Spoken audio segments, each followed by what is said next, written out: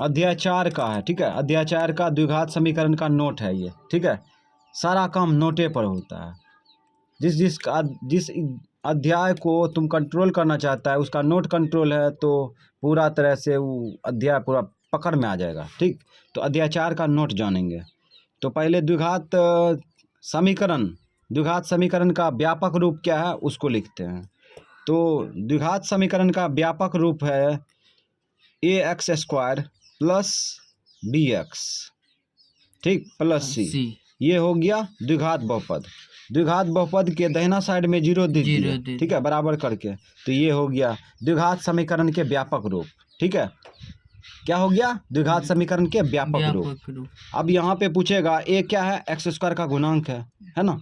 तो यहाँ पे लिख देते हैं चीर फाड़ के, जहाँ ए x² का गुणांक, ठीक। गुणांक मतलब इसके साथ गुना में है ना। उसके बाद b क्या है? b है x का गुणांक, x का गुणांक, ठीक है। उसके बाद फिर आगे देखो c क्या है? अचर पद। c अचर पद है, ठीक है। अचर पद किसे कहते हैं? अचर पद किसे कहते हैं? गिनती की संख्या को, ठीक है।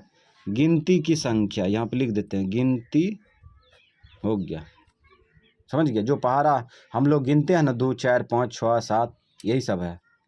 तो यहाँ पे समझ में आ गया द्विघात बहुपद का, है ना। द्विघात बहुपद के दाहिना साइड में जीरो कर दिया, द्विघात समीकरण बन गया, ठीक है। तो द्विघात समीकरण का व्यापक रूप है ये, समझ गया। द्विघात समीकरण का व्यापक रूप होता है ax² plus bx plus c बराबर 0, समझ गया। तो ये याद रहना चाहिए, समझ गया। ये पहला अध्याय, ये पहला नोट हो गया, ठीक। अब आगे चलते हैं। इसमें कुछ सूत्र है, ठीक है, उसका यूज करते हैं।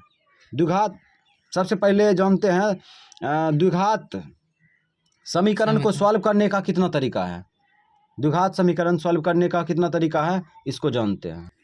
जैसे 2 चर वाले रैखिक समीकरण को सॉल्व करने का 4 तरीका होता है, उसी प्रकार से द्विघात समीकरण को सॉल्व करने का 3 तरीका होता है, ठीक है। पहला गुणनखंड विधि, ठीक है। पहला गुणनखंड विधि, ठीक। उसके बाद दूसरा क्या होता है? दूसरा द्विघाती सूत्र, द्विघाती सूत्र,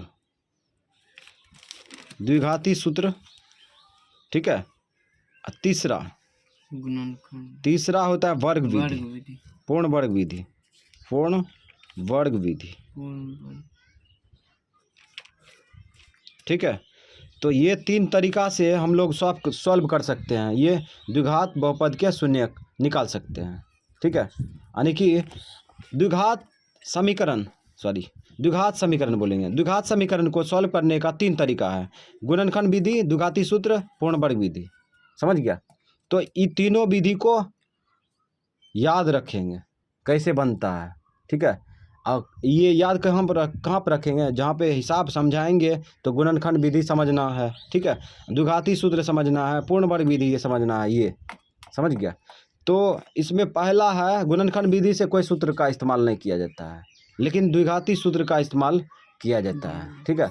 गुणनखंड विधि में कोई सूत्र का इस्तेमाल नहीं किया जाता है, इसमें थिंकिंग करना पड़ता है, ठीक है। द्विघाती सूत्र में सूत्र का प्रयोग होता है ना, सूत्र का प्रयोग होता है। तो इसका सूत्र लिखते हैं यहाँ पे, द्विघाती सूत्र।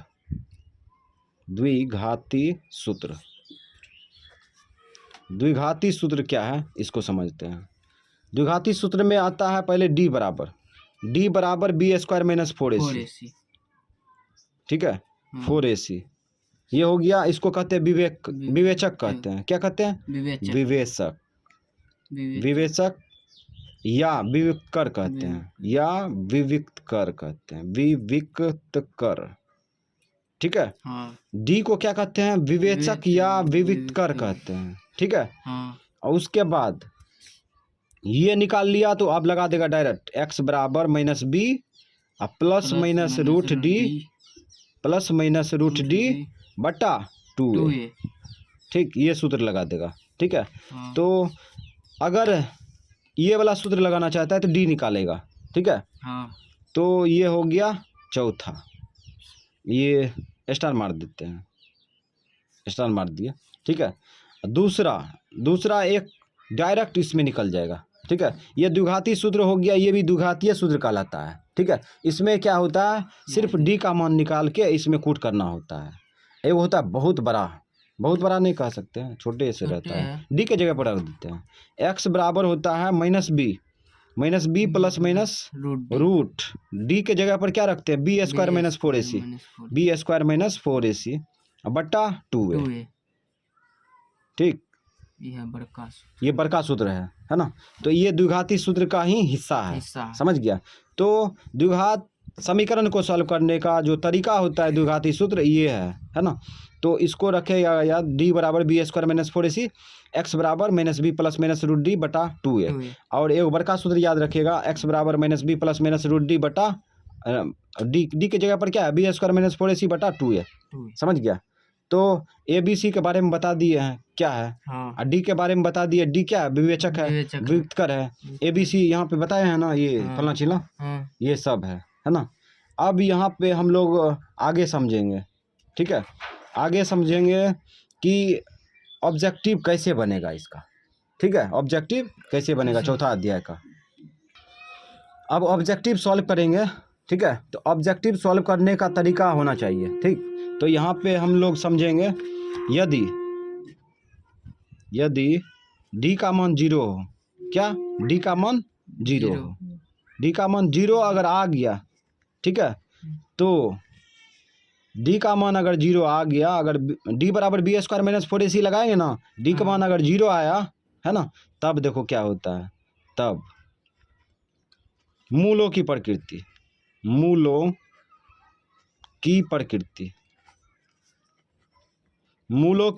क्या होगा, वास्तविक तथा समान, ठीक। समान को क्या कह सकते हैं, बराबर, ठीक है। जब यदि डी का मान 0 हो, तब मूलों की प्रकृति वास्तविक तथा समान होगा, है ना। ये नोट हो गया इसका, भयंकर नोट, ये नोट याद रहना चाहिए, ठीक। ये नोट पूरा तरह से याद होना चाहिए, इससे 2 नंबरा बन सकता है, ऑब्जेक्टिव बन सकता है, बहुत सारा सवाल इससे बनेगा, ठीक है।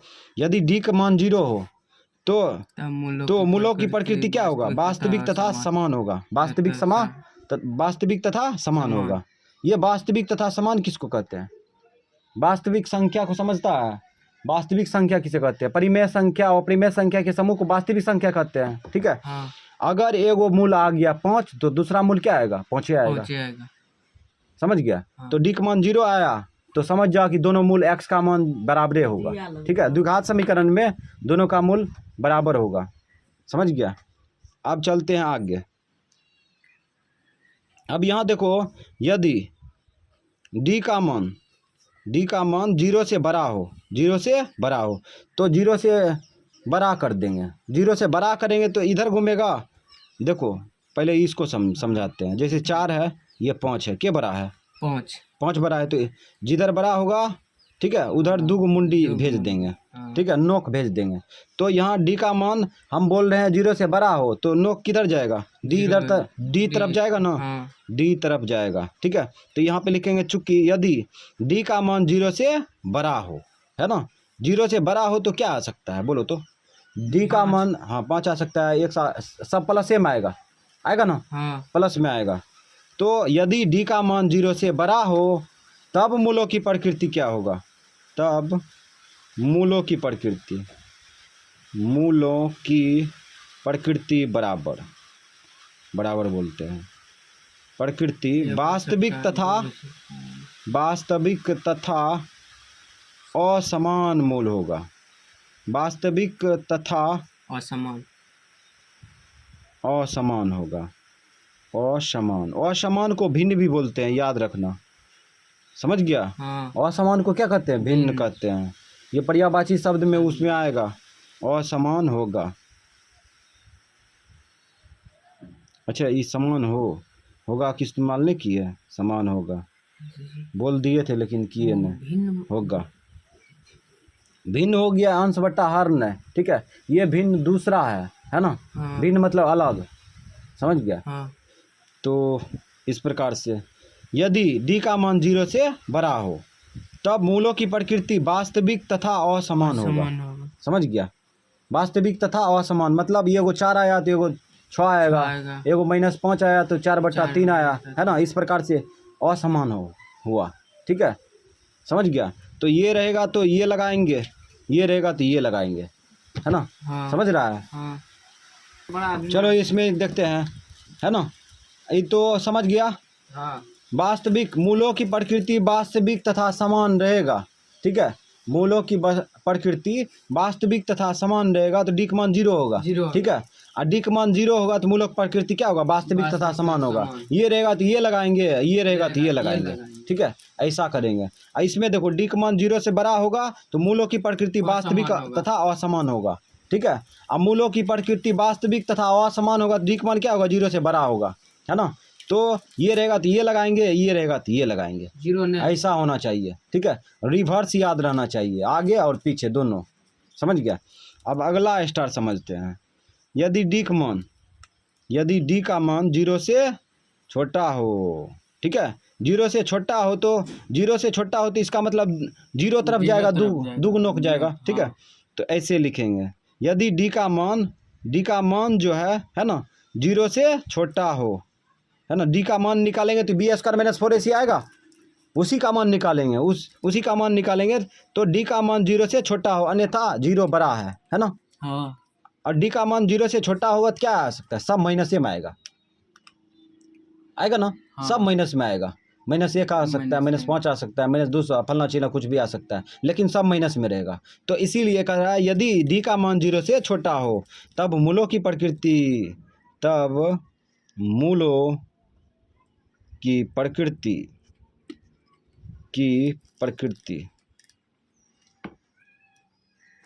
अवास्तविक होगा। क्या होगा, अवास्तविक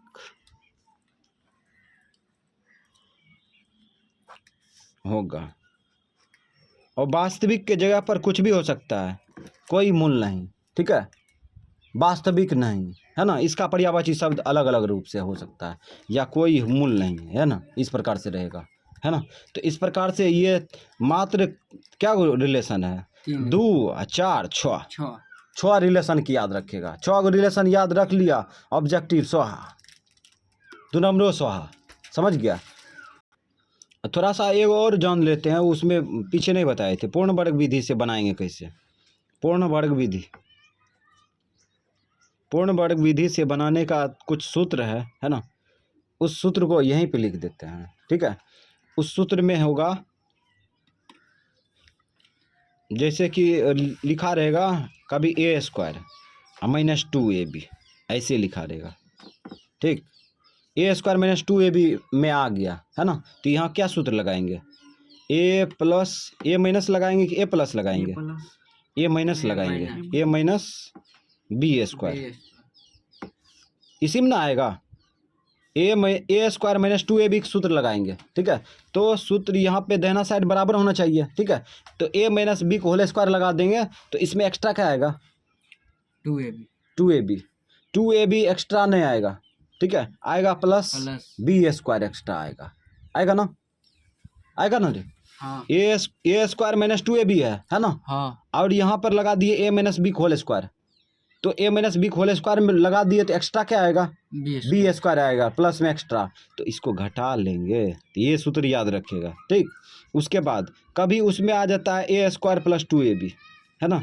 पूर्ण वर्ग विधि से बनाएंगे ना तो ऐसा आएगा। तो कभी a² + 2ab आएगा तो सूत्र लगाएंगे a+ वाला, a+ b होल स्क्वायर। अब इसमें गौर करो, इसमें एक्स्ट्रा क्या आएगा, काहे कि बामा पक्ष में a² + 2ab, इधर भी तो आना चाहिए। हाँ। एक्स्ट्रा आएगा प्लस b² आएगा, प्लस b² को काटेंगे ना, काटेंगे तो -b² लगा देंगे, लगा दिए, हो गया। यही सूत्र है। पूर्ण वर्ग विधि से बनाएगा तो ये सूत्र काम करेगा उसमें। ठीक है, नोट पूरा तरह से क्लियर है, समाप्त।